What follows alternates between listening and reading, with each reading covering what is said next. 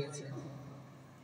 যাদের মধ্যে হিংসা ছিল, নিজের পুত্র কলাত্রী যত নাতি আত্মীয় স্বজন বন্ধু বান্ধব ছিল যারা হিংসা পর্যবসিত ছিল তাদেরকেও তিনি কি করেছেন, তিনি তাদেরকে নিপাতিত করে জগৎ সংসারের সুখের আলো স্থান দিয়েছিলেন, শান্তির বহির্বাতাস দিয়েছিলেন।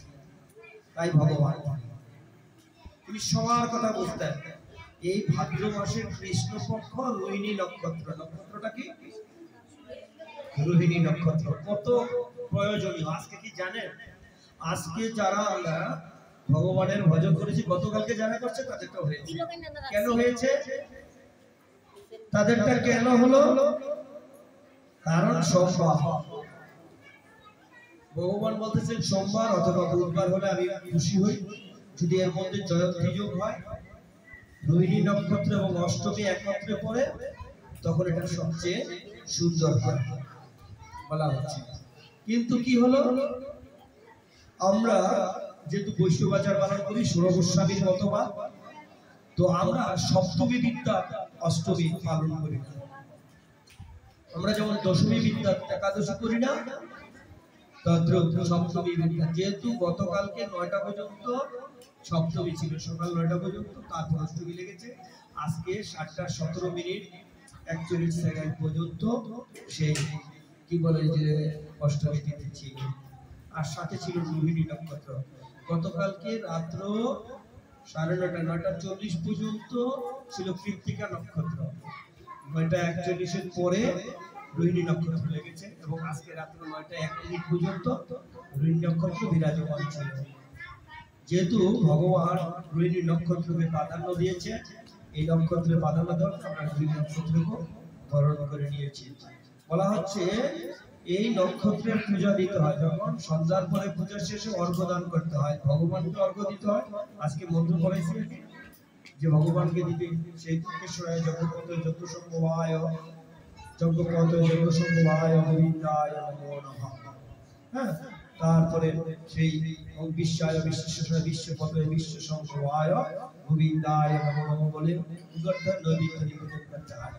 আজকে এই নৈবেদ্য নিবেদনগুলি আমি বিভিন্ন জায়গায় পোস্ট করে দিয়েছি। কিন্তু কথা হচ্ছে যে আমরা ভগবানকে স্নান করার কথা, যোগায় যোগেশ্বরায় যুগপতয়ে যুগসম্ভবায় গোবিন্দায় নমো নমঃ, এই মন্ত্রগুলো আমি লিখে দিচ্ছি। তো বলা হচ্ছে যে ভগবান আসলেন ভাদ্র মাসের কৃষ্ণ পক্ষে। কৃষ্ণ কালো, কালোকে খুব ভালোবাসে, আমি কালোকে আশ্রয় করলাম। আমি অন্ধকারের মধ্যে আসলাম, ভগবান অন্ধকারে আসলেন কেন? আমাদেরকে উদ্ভাসিত করার জন্য, আমাদেরকে শুভ্র করার জন্য, পরিচ্ছন্ন করার জন্য,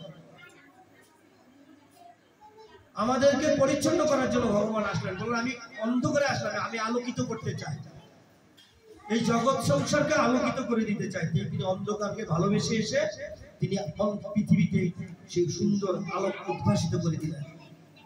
তিনি অষ্টমী তিথিতে আসলেন। অষ্টমী কেন? প্রতিপদ থেকে পূর্ণিমা 15টা দিন, তো বলা হচ্ছে যে 15টা তিথি, 15 তিথির মাঝখানে আসলাম। ভগবান কি করলেন? একদম মধ্যবর্তী জায়গায় আসলেন, মানে কেউ আমার পর নয়, কেউ আমার আপন নয়, মানে আমি এই দিকেও আছি ওই দিকেও আছি। আমি যে পক্ষের 15টি দিন, আমি এই দিকের 7 দিনও আছি, এই দিকের 8 দিনও আছি। ভগবান এমন মধ্যবর্তী জায়গায় আসলেন তিনি। তাই বলতেছেন আমি মধ্যবর্তী হয়ে আছি তোমাদের হাতে,